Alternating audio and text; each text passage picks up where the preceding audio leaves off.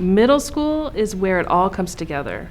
The students take all of that independence that we have been nurturing and growing and combine that with the deep love of learning, and the result is truly remarkable. Because we're small enough, and I get students 6th through 8th, we can make it very individualized. We are able to focus more on the quality of the education of the students, and we get to know them better than classes of 25, 30, 35, 40 kids. We know the students really well, and we're able to help them with the content on a much more personal level. I like that the students are interested in learning. My view always is if you've got a student who wants to learn, then you can do anything with them. They see how excited and eager the teachers are about the content, and so they sort of feed on that, and it helps with the curiosities that they naturally have anyway. I can go deeper with 7th graders at this school than I've been able to at other schools because they're so much more interested in the content of math.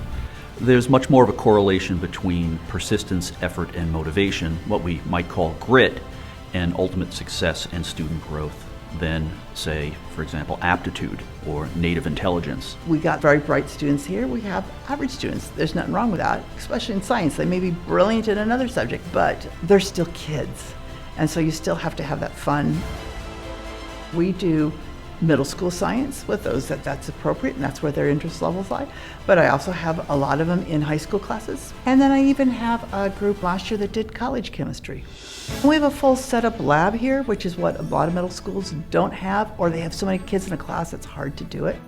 You never know where your kids are going to head to, and this is just a nice environment for them to test, to try lots of different things.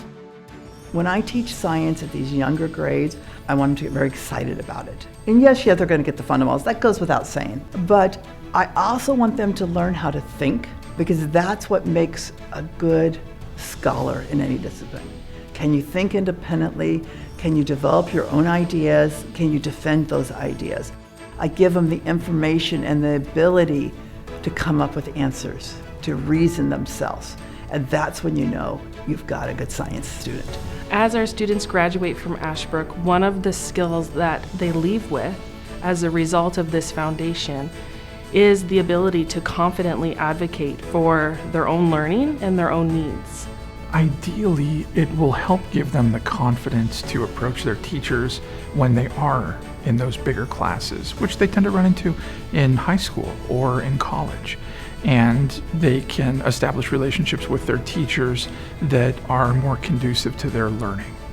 Skills like this are the foundation for their success in life after Ashbrook.